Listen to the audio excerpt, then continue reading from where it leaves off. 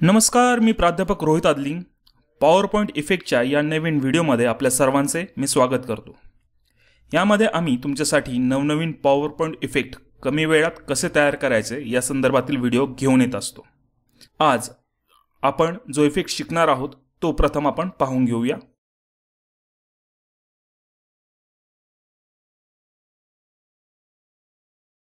जर तुम्ही प्रथमच या चॅनलवर आला असाल तर या खाली दिलेल्या सबस्क्राइब बटनवर क्लिक करून चॅनलला लगेच सबस्क्राइब करून घ्या व त्याच्या शेजारील बेल आयकॉन बटन प्रेस करा, ज्यामुळे आमचे नवीन व्हिडिओ जेव्हा चॅनलवरती पडतील त्याचे नोटिफिकेशन तुम्हाला तुमच्या मोबाईलवरती लगेच मिळेल। चला तर मग आपण आजचा या व्हिडिओ सुरुवात करूया। या ठिकाणी मी हा इफेक्ट बनवण्यासाठी एक ब्लँक स्लाइड आपल्या पॉवरपॉइंट मध्ये इन्सर्ट करून घेतलेले आहे। यानंतर आपल्याला या ब्लँक स्लाइडचा बॅकग्राऊंड प्रथम चेंज करून घ्यायचा आहे। बॅकग्राऊंड चेंज करण्यासाठी स्लाइडवरती कुठेही तुम्ही माऊसने राईट क्लिक करा। राईट क्लिक केल्यानंतर अशा प्रकारचा मेनू तुमच्या समोर उघडला जाईल। याच्यामध्ये फॉर्मॅट बॅकग्राऊंड याच्यावरती तुम्हाला क्लिक करायचं आहे। फॉर्मॅट बॅकग्राऊंडवरती क्लिक केल्यानंतर शेजारी अशा प्रकारचं एक विंडो उघडली जाते आणि याच्यामध्ये तुम्ही कोणत्याही प्रकारचा बॅकग्राऊंड कलर सिलेक्ट करू शकता। आपण इथे सॉलिड फिल हा इफेक्ट सिलेक्ट करतो आहे आणि कलर मध्ये जाऊन याला आपण ब्लॅक कलर या ठिकाणी अशा प्रकारचा इन्सर्ट करून घेतलेला आहे। यानंतर आज आपण वेगवेगळे जे कलर पॅलेट असतात ते कशा प्रकारे वापरायचे किंवा ते आपण कुठून इन्सर्ट करू शकतो हे पाहणार आहोत। यासाठी मी डिझाइन मध्ये जाणार आहे। डिझाइन मध्ये गेल्यानंतर या ठिकाणी तुम्हाला वेगवेगळे कलर पॅलेट पाहायला मिळतील। यापैकी तुम्ही कोणत्याही प्रकारचं कलर पॅलेट या ठिकाणी वापरू शकता। यासाठी मी या डाऊन ॲरोवरती क्लिक करतो आहे आणि या कलर या पहिल्या ऑप्शनवरती क्लिक केल्यानंतर अशा प्रकारे वेगवेगळे कलर कॉम्बिनेशन तुम्हाला पाहायला मिळतील। हे कलर कॉम्बिनेशन तुम्ही तुमच्या गरजेनुसार सेट करू शकता। यामध्ये आपण हा ऑरेंज रेड हे कलर कॉम्बिनेशन आजच्या व्हिडिओसाठी वापरूया। याच्यावरती मी क्लिक केला आहे। यानंतर हे कलर कॉम्बिनेशन मला माझ्या फॉर्मॅट या ऑप्शनमध्ये मिळणार आहे। यासाठी मी पुन्हा इन्सर्ट मध्ये जाणार आहे, शेप्स मध्ये जाणार आहे। या शेप्स मध्ये तुम्ही हा इफेक्ट तयार करण्यासाठी कोणत्याही प्रकारचा शेप निवडू शकता। आपण हा ऑक्टोगॉन हा शेप या ठिकाणी निवडतो आहे। याच्यावरती मी क्लिक केला आहे आणि अशा प्रकारे ड्रॅग करून हा स्लाइडवरती शेप इन्सर्ट केलेला आहे। याची ॲक्युरेट लांबी रुंदी मोजण्यासाठी किंवा सेट करण्यासाठी आपल्याला फॉर्मॅटमध्ये या ठिकाणी साइज हा पर्याय दिलेला आहे। या ठिकाणी तुम्ही पाहू शकता याची उंची दिलेली आहे आणि याची रुंदी दिलेली आहे। तर आपण उंची आणि रुंदी या ठिकाणाहून सेट करू शकतो। तर याची उंची आपण या ठिकाणी 6 ठेवणार आहोत आणि रुंदी देखील 6 ठेवणार आहोत। अशा प्रकारे आपण उंची आणि रुंदी सेट करून घेतलेली आहे। यानंतर आपल्याला आता याला ॲनिमेशन मध्ये जायचं आहे। ॲनिमेशन मध्ये गेल्यानंतर या ठिकाणावरून प्रथम याला एम्फसिस मध्ये ग्रो अँड श्रिंक हे ॲनिमेशन याला आपण देणार आहोत। यासाठी मी याच्यावरती क्लिक केलं आहे। तर तुम्ही पाहू शकता अशा प्रकारे हे ॲनिमेशन आपल्याला वर्क होताना दिसेल। आपण ही विंडो या ठिकाणी बंद करूया आणि ॲनिमेशन पॅन या ठिकाणी आपण ओपन करूया। तुम्ही या ठिकाणी हे पाहू शकता टायमिंग मध्ये याचं ड्युरेशन हे 2 सेकंद आहे आणि स्टार्ट हे ऑन क्लिक आहे। तर आपण याला स्टार्ट जे देणार आहोत हे विथ प्रिव्हियस, म्हणजे जेव्हा आपली स्लाइड सुरू होईल तेव्हाच हे ॲनिमेशन वर्क व्हायला पाहिजे। यानंतर या ठिकाणी आपल्याला हा आपला इफेक्ट दिलेला पाहायला मिळतोय। याच्या डाऊन ॲरोवरती आपण क्लिक करणार आहोत आणि टायमिंग वरती क्लिक करणार आहोत। टायमिंग वरती या ठिकाणी ड्युरेशन 2 सेकंद दिलेलं आहे आणि रिपीट नन केलेलं आहे। तर आपण हे रिपीट जे आहे हे अंटिल एंड ऑफ स्लाइड याच्यावरती सेट करणार आहोत। त्याचबरोबर या ठिकाणी जो इफेक्टचा पर्याय दिसतोय त्याच्यावरती क्लिक केल्यानंतर ही जी साइज तुम्हाला इथे 150 दिसते ती तुम्ही तुमच्या हिशोबाने तो शेप किती मोठा एक्सपांड व्हायला पाहिजे हे तुम्ही इथे कस्टम मध्ये जाऊन ते सेट करू शकतो. तर आपण हा सध्या 150 ठेवणार आहोत. त्यानंतर ओके वरती मी प्रेस केला आहे. म्हणजे आता आपला हा इफेक्ट जोपर्यंत आपली स्लाइड ऑन आहे तोपर्यंत वर्क होणार आहे. यानंतर पुढे जाऊन आपल्याला याला अजून एक इफेक्ट ॲड करायचा आहे. पण या ठिकाणी आता आपण इफेक्ट ऑप्शनचा वापर न करता ॲड ॲनिमेशन या पर्यायाचा वापर करणार आहोत. जेव्हा तुम्हाला एखाद्या शेपला एकापेक्षा जास्त इफेक्ट द्यायचे असतील तेव्हा तुम्हाला जो दुसरा इफेक्ट तुम्ही देणार आहात किंवा दुसरा तिसरा इफेक्ट देणार आहात तेव्हा तुम्हाला ॲड ॲनिमेशन या पर्यायाचा वापर करावा लागतो. यामुळे मी ॲड ॲनिमेशन याच्यावरती क्लिक केलं आहे आणि याच्यामध्ये आपण एक्झिट इफेक्टमधला फेड इफेक्ट त्याला देणार आहोत. फेड इफेक्टवरती मी क्लिक केलं आहे. यानंतर स्टार्टवरती आपण याला विथ प्रिव्हियसवरती सेट करणार आहोत आणि याचं ड्युरेशन देखील आपण या ठिकाणी 2 सेकंदाचं करून घेणार आहोत. कारण आपल्या पहिल्या इफेक्टचं ड्युरेशन हे 2 सेकंद होतं. आणि याचा देखील टायमिंग आपण टायमिंगमध्ये जाऊन रिपीट जो आहे तो until end of the slide याच्यावरती सेट करणार आहोत आणि ओके करणार आहोत. अशा प्रकारे हा आपला फर्स्ट शेपला इफेक्ट देऊन झालेला आहे.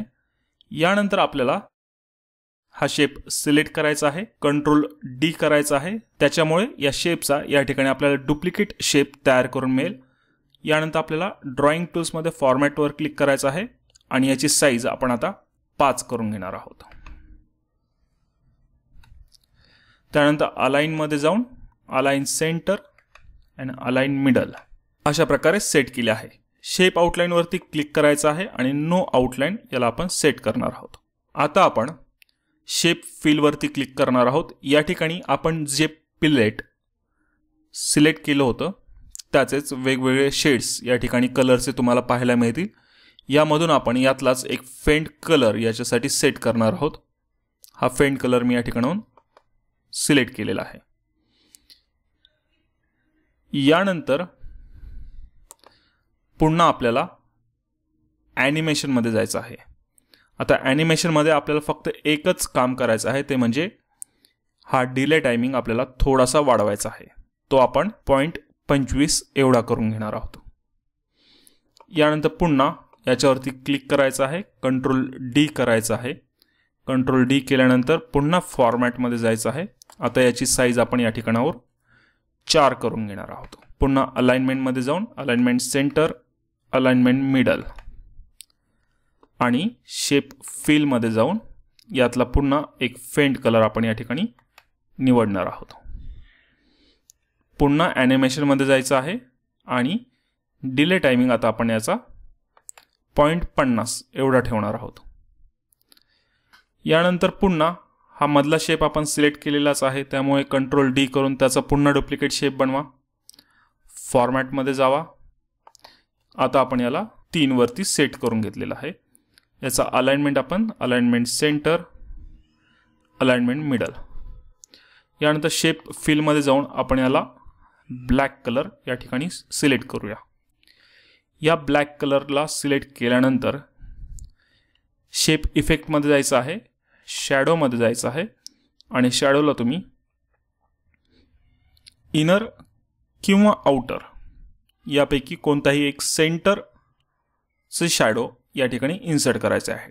आपण इन्सर्ट हे शॅडो या ठिकाणी यूज करत आहोत. हे झाल्यानंतर ह्या जो चौथा शेप आपण सिलेक्ट केलेला आहे त्याच्यामध्ये जो इफेक्ट दिलेला आहे तो इफेक्ट आपल्याला काढून टाकायचा आहे, हे लक्षात ठेवलं पाहिजे.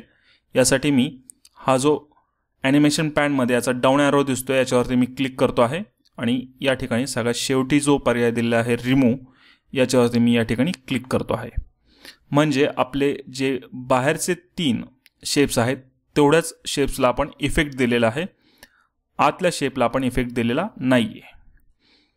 आता आपण या ठिकाणी याच्यावरती तुम्हाला जे हेडिंग द्यायचं असेल ते हेडिंग तुम्ही देऊ शकता. प्रथम आपण विदाऊट हेडिंगचं हा इफेक्ट कसा वर्क होतोय ते आपण स्लाइड शो मोड ऑन करून पाहूया. यासाठी मी या स्लाइड शो मोडवरती क्लिक करतो आहे. तर अशा प्रकारे एकदम सॉफ्टमध्ये हा इफेक्ट तुम्हाला वर्क होताना दिसेल आणि अशा प्रकारची ॲनिमेशन बॅकग्राऊंड असलेली स्लाइड तुम्ही तुमच्या प्रेझेंटेशनसाठी वापरू शकता. यानंतर आपण याच्यावरती इन्सर्टमध्ये जाऊया. वर्ड आर्टमधून एक शेप निवडून एक टेक्स्ट मी या ठिकाणी टाईप केला आहे. होममध्ये जाऊन या टेक्स्टचा फॉन्ट या ठिकाणून मी चेंज करतो आहे. जेव्हा तुम्हाला हेडिंग वापरायचं असेल तर तुम्ही हा इम्पॅक्ट नावाचा जो फॉन्ट आहे तो यूज करून पहा, ज्याच्यामुळे तुमच्या शब्दांवर खरंच एक चांगल्या प्रकारचा इम्पॅक्ट तुम्हाला पाहायला मिळून येईल. याचा कलर आपण या ठिकाणाहून चेंज केला आहे. आपण याला व्हाईटच कलर ठेवूया. त्यानंतर टेक्स्ट इफेक्टमध्ये शॅडोमध्ये जाऊन याला सेंटर शॅडो आपण या ठिकाणी देऊन घेऊया. आता आपण हा इफेक्ट कसा दिसतो ते परत एकदा पाहूया. तर अशा प्रकारे तुमचं हे नाव असेल आणि ह्या नावाला बॅकग्राऊंडला अशा प्रकारे तुम्ही ॲनिमेटेड स्लाइडचा यूज करू शकता.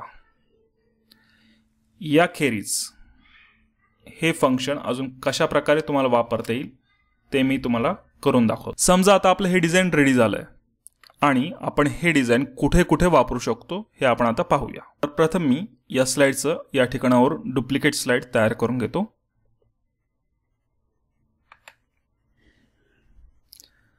या दुसऱ्या स्लाइडमध्ये आपण हे सर्व शेप सिलेक्ट करूया आणि तुम्ही हेच शेप तुमच्या कॉर्नर पीससाठी देखील यूज करू शकता. अशा प्रकारे तुम्ही हे कॉर्नर पीस म्हणून स्लाइडमध्ये यूज करू शकता. किंवा या थर्ड स्लाइडवरती आपण हे सर्व शेप सिलेक्ट करूया आणि अप्पर मिडल स्लाइडला याला अशा प्रकारे सेट करूया. तर हे तीनही इफेक्ट कशा प्रकारे वर्क होतात ते तुम्हाला पाहायला मिळते. त्यामुळे या फर्स्ट स्लाइड पासून मी तुम्हाला सर्व इफेक्ट दाखवतो आहे. अशा प्रकारे जर तुम्ही सेंटरला ठेवलं तर हा इफेक्ट अशा प्रकारे वर्क होईल. जर तुम्ही कॉर्नर पीसला ठेवलं तर अशा प्रकारे हा इफेक्ट तुम्हाला पाहायला मिळेल. आणि जर तुम्ही सेंटरला अप्पर साईडला ठेवलं तर हा इफेक्ट अशा प्रकारे पाहायला मिळेल. या इफेक्ट बरोबर तुम्ही तुमचे इतर जे हेडिंग आहेत ते देखील याच्यामध्ये मर्ज करू शकता. इतक्या साध्या सोप्या पद्धतीने तुम्ही बॅकग्राऊंड स्लाइड तयार करू शकता. तुम्हाला हे प्रेझेंटेशन कसं वाटलं ते नक्की आम्हाला कमेंट बॉक्समध्ये सांगा आणि कोणत्या प्रकारचं प्रेझेंटेशन तुम्हाला गरजेचं आहे ते देखील तुम्ही आम्हाला सांगा. आम्ही त्या प्रकारचं प्रेझेंटेशन कसं बनवायचं हे शिकवण्याचा प्रयत्न करू. त्याचबरोबर जर तुम्हाला व्हिडिओ एडिटिंग संदर्भातील आमचा व्हिडिओ एडिटिंग मास्टरी आणि OBS ट्रेनिंग मास्टरी हे जे कोर्स करायचे असतील तर त्याचं डिस्क्रिप्शनमध्ये सर्व डिटेल्स दिलेले आहेत.